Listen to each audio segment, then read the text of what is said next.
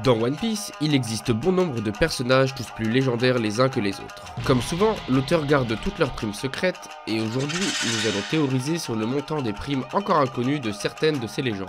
Bonjour et bienvenue sur cette nouvelle vidéo théorie. Pour me soutenir, likez, partagez, abonnez-vous à ma chaîne et n'oubliez pas d'activer la cloche et de laisser un petit commentaire. N'hésitez également pas à faire un tour sur ma chaîne secondaire, ainsi que sur TikTok, Instagram et Twitter, car c'est gratuit et ça fait plaisir. Merci à ceux qui le feront, et bonne vidéo.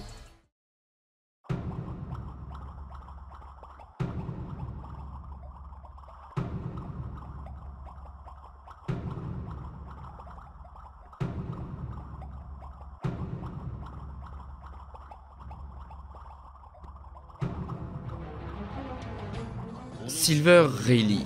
Il est selon Garp une légende au même titre que Barbe Blanche. Étant connu sous le nom du Seigneur des Ténèbres, Silver Rayleigh est l'ancien second de l'équipage des pirates de Roger et l'ex-bras droit du Seigneur des Pirates. Il a d'ailleurs trouvé le One Piece avec le roi des pirates et est donc au courant de tous les secrets de ce monde, ce qui fait de lui une grande menace envers le gouvernement mondial. Rayleigh a également un lien avec 3 des 4 actuels empereurs, car étant hiérarchiquement supérieur à Shanks et Baggy au sein des pirates de Roger, et ayant accompagné Luffy à Marineford lorsqu'il a fait son deuil, pour ensuite devenir son mentor lors de l'ellipse des 2 ans afin de lui enseigner la maîtrise des 3 formes du Haki. On note aussi qu'il était également présent lors de l'incident de God Valley, ce qui insinue qu'il a vaincu un des commandants du Grand Rox d'Ishebek. Personnellement, je pense qu'il a combattu Barbe Blanche, qui était le second de Rox à ce moment-là, même s'il est évident que ce dernier était encore loin de son prime à l'époque. Pour ce qui est de sa puissance, on sait qu'il maîtrise les 3 formes du Haki à un stade avancé, et qu'aujourd'hui il tient tête à un amiral comme on le voit lors de son combat contre Kizaru. On sait aussi qu'il est moins fort qu'un Yonko, comme il le dit lui-même après avoir fait fuir Barbe Noire, mais après, on note qu'aujourd'hui il a atteint un certain âge. Donc avec tous ces éléments et son grade de second du roi des pirates, on peut estimer que ce dernier avait une puissance équivalente à celle des Yonko lors de sa jeunesse. Donc pour tous ces éléments, j'évalue la prime de Rayleigh à 3,5 milliards de berries. Cela peut paraître minime pour un tel personnage que Rayleigh, mais n'oublions pas qu'il s'agit de la prime d'un second et que quand on voit que les primes de second de Yonko se situent entre 1 milliard de berries et 1,5 milliard de berries, il est pour moi logique de voir le Seigneur des Ténèbres arborer une prime au moins 2 fois supérieure à celle des seconds de Yonko sans abuser en lui donnant la prime d'un Yonko, même s'il pourrait la mériter.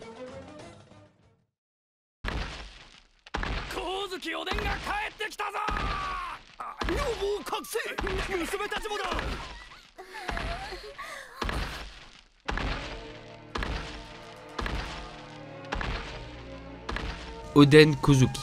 Ayant fait partie de l'équipage de Barbe Blanche en tant que commandant de la seconde flotte, ce qui lui a permis de créer des liens avec de puissants pirates comme Barbe Blanche, Marco ou encore Jaws, Oden a par la suite rejoint l'équipage de Roger avec lequel il a acquis une très grande expérience de la piraterie aux côtés du grand Goldie Roger, Rayleigh ou encore Scopper Gaban. Mais il a lui aussi voyagé avec Shanks et Baggy qui sont actuellement empereurs des mers. De plus, il a, tout comme les membres des pirates de Roger, trouvé le One Piece, ce qui veut dire qu'il est au courant de tous les secrets de ce monde, ce qui fait de lui une grande menace pour le gouvernement mondial. Ce dernier était également très dangereux aux yeux du gouvernement mondial car il savait lire les poneglyphes. Même s'il est peu probable que le gouvernement était au courant, mais je préfère quand même mentionner ce fait. Pour ce qui est de sa puissance, il avait, comme dit dans ma vidéo rectification de la puissance d'Oden, le niveau de Yonko. Mais ce dernier l'a atteint seulement à la toute fin de son voyage. Et il en a fait preuve seulement 5 ans plus tard sur Wano. Il est donc presque sûr que le gouvernement n'était pas au courant de l'incroyable puissance de ce dernier à son prime. Donc pour tous ces éléments, je pense qu'il avait une prime avoisinant les 2,5 milliards de berries. Alors même si ce dernier méritait beaucoup plus, il ne faut pas oublier que le gouvernement mondial n'était pas au courant de la réelle puissance d'Oden comme je viens de le dire. Et on n'a rien qui prouve non plus qu'ils étaient au courant qu'ils savaient lire les poneglyphes. C'est donc pour cela que je pense que sa prime ne dépassait pas les 2,5 milliards de berries.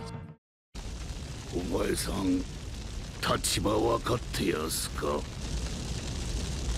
さすが海軍大将、すげえ力だ。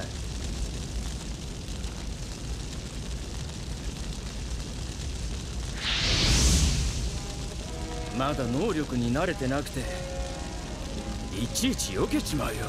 Sabo.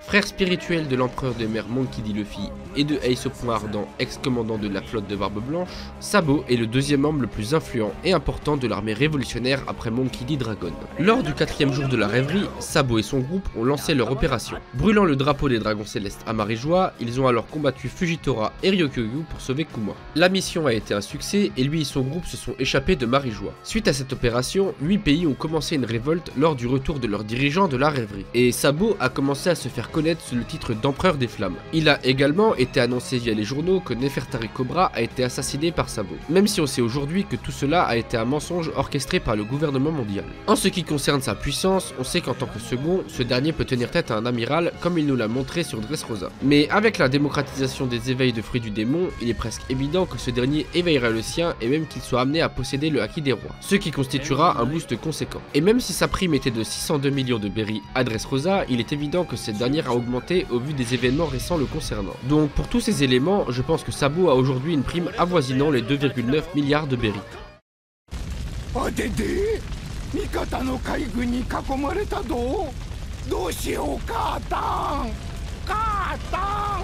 Edward Weeble. Ce Shichibukai est une vraie force de la nature. Considéré comme un Barbe Blanche 2.0 par Kizaru, il se proclame lui-même fils de l'ex-empereur. Et à chaque fois qu'un individu se déclare fils de Barbe Blanche, il se met dans une colère froide. Ce dernier faisait partie des 7 grands corsaires et il ambitionne d'exterminer tous les membres de l'ex-équipage de Barbe Blanche, y compris Marco, puisqu'ils ont osé se considérer comme les fils de Barbe Blanche. De plus, ce dernier a forcément vu sa prime de 480 millions de berries augmenter depuis la dissolution du groupe des grands corsaires. Donc au vu du peu d'éléments qu'on a à son sujet, je dirais qu'aujourd'hui ce dernier possède une prime d'environ 2 milliards de berries.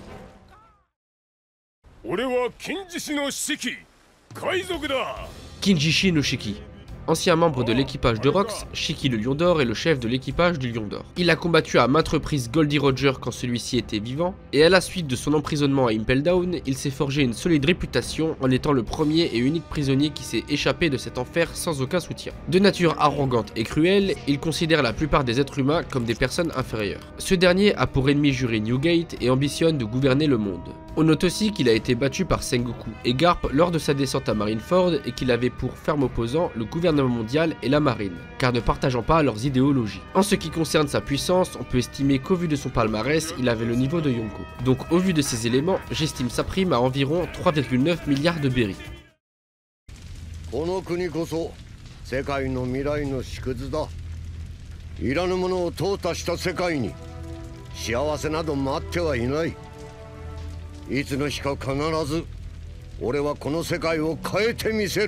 Monkey D. Dragon. Père de Monkey D. Luffy et fils de Monkey D. Garp, Dragon le révolutionnaire est le chef suprême des révolutionnaires qui luttent contre le gouvernement mondial. Il est considéré comme le plus grand ennemi de cette organisation et est donc l'homme le plus recherché du monde de One Piece. C'est un leader brave et sérieux qui encourage ses troupes à être prêts pour le combat jusqu'à la mort afin d'arracher leur liberté. Dragon a, comme on l'a dit, des liens avec les personnages les plus puissants et recherchés du monde de One Piece. Déjà, il est comme dit le père de Luffy qui est empereur et le fils de Garp, le héros de la marine. On sait aussi qu'il est le chef de puissants personnages comme Sabo, l'empereur des flammes, Kuma, l'ancien grand corsaire ou encore Ivankov. On peut aussi mentionner que ce dernier possède la volonté du Di, ce qui a forcément un impact sur sa prime. Pour ce qui est de sa puissance, il est évident que son rang le place au minimum au niveau d'empereur.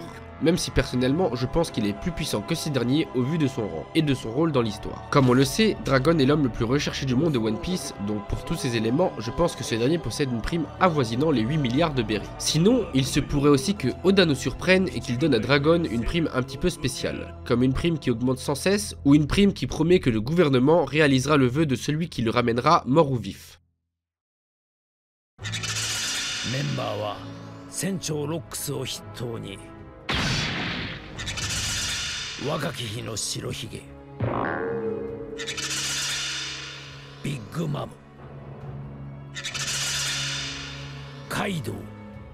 Rox d'Ishebek. Rox d'Ishebek, plus simplement connu sous le nom de Rox, est un pirate qui est devenu célèbre et influent il y a 40 ans. En tant que capitaine de l'équipage de Rox, il était le capitaine de futurs puissants pirates comme Big Mom, Kaido, Barbe Blanche et Shiki dans leur jeunesse. Shebek a été le premier ennemi de Goldie Roger et sans doute le plus puissant selon Sengoku. Ayant lui aussi un Di dans son nom, il est rattaché à la volonté du Di comme le plus grand pirate de ce monde.